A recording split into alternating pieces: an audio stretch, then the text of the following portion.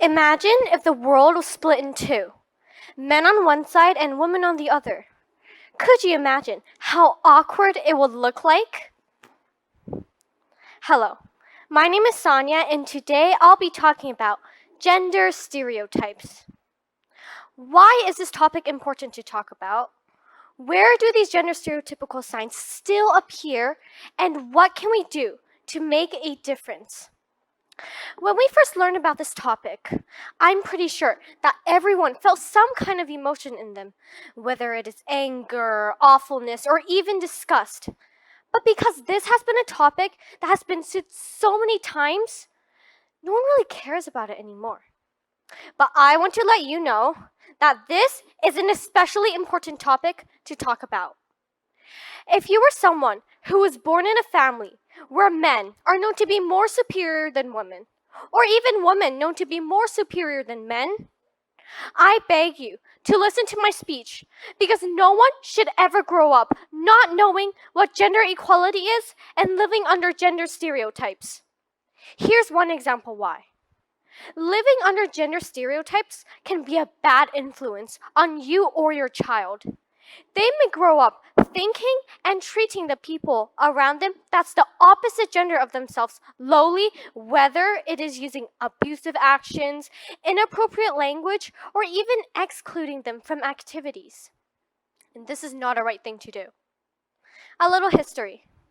During 1873, it was a time where gender stereotyping was a world issue. Famous educators such as Nellie McClung and Irene Parby fought for this to end. They fought for women's rights and just hoping that everyone can be treated equally as one. Then, during 1946, things began to change, and the world was looking more out for each other. They weren't splitting genders apart, and instead was being more inclusive. But that doesn't change everything back to normal, does it?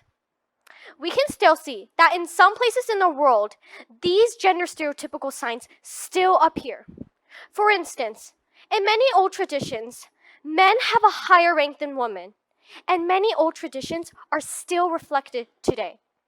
After all, changes don't come so quickly, right?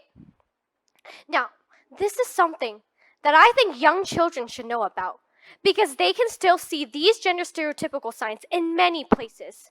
Simple places, such as the library.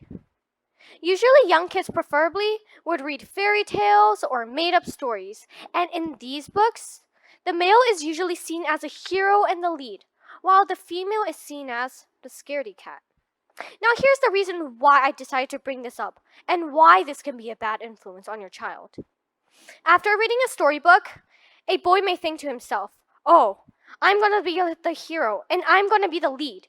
So every female I see should be treated lowly and don't deserve many rights." And as for the female, they might start losing confidence in themselves and won't be able to stand up for themselves towards men who treat them poorly. This is absolutely wrong. No one should be seen differently and treated differently because of their gender. And I believe that we can all be heroes no matter what. Now, the question is, what can we do to make a difference? Think about this question for a moment in your head. You can ask yourselves questions like, what are ways I can reduce the amount of stereotyping that is going on? Now, let me tell you some things I have in mind to say. It is very obvious that these gender stereotypes will continue to exist for a very long time, and there's really no way we can stop them. So the least we can do is to start treating everyone around us equally, because that way they will start treating the people around them equally, and that can spread equality around the world. We can also start to teach the people around us about why gender stereotyping is wrong. So why not make a change now for a better future?